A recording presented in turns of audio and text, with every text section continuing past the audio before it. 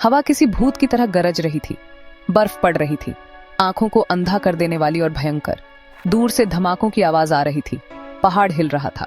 डर मुझे खाए जा रहा था। मेरी यूनिट बिखर गई थी, सफेद अंधेरे में खो गई थी। मुझे कहीं छिपना था, मुझे जिंदा रहना था। घूमती हुई बर्फ में उसे एक छोटी सी खाली झोपड़ी दिखाई दी। उसके अंदर उम्मीद की किरण जागी। वो लड़खड़ाते हुए उसकी तरफ बढ़ा। उसके पैर ठंड से भारी हो रहे थे। हर कदम तूफान के कहर के खिलाफ एक लड़ाई थी। मैंने दुआ की कि ये जगह पहले से खाली हो।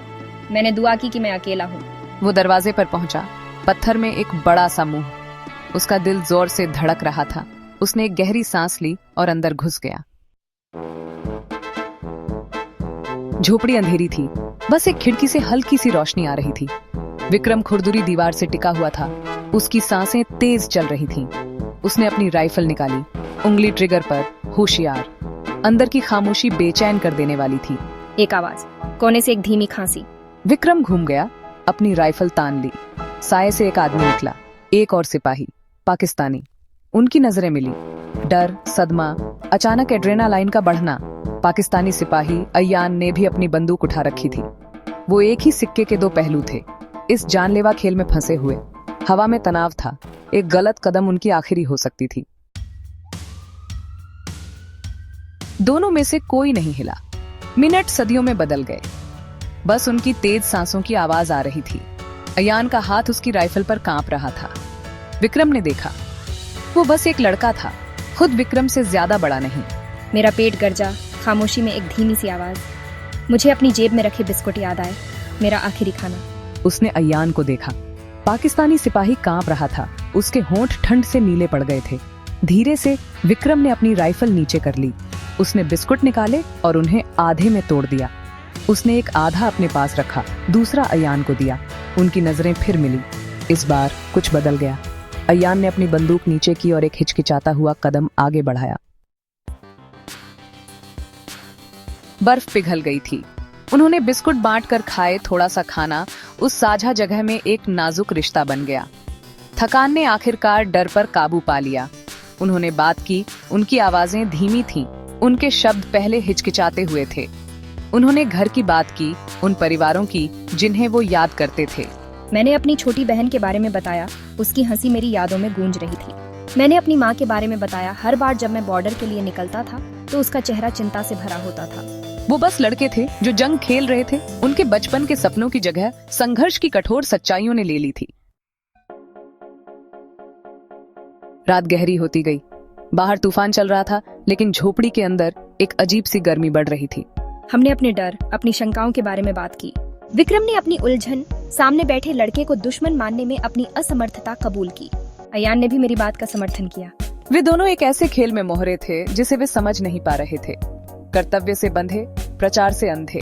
तूफान की साझा भेद्यता में रेखाएं धुंधली हो गईं। हम दुश्मन नहीं थे, नहीं। वे सिर्फ दो युवा थे, एक ऐसे संघर्ष के बीच फंसे हुए थे जिसमें कोई विजेता नहीं था। जैसे जैसे सुबह हुई, तूफान थमने लगा। सूरज की पहली किरणें दरारों से झांकने लगीं। बर्फ से ढके परिदृश्य को गुलाबी और सुनहरे रंगों में रंग दिया।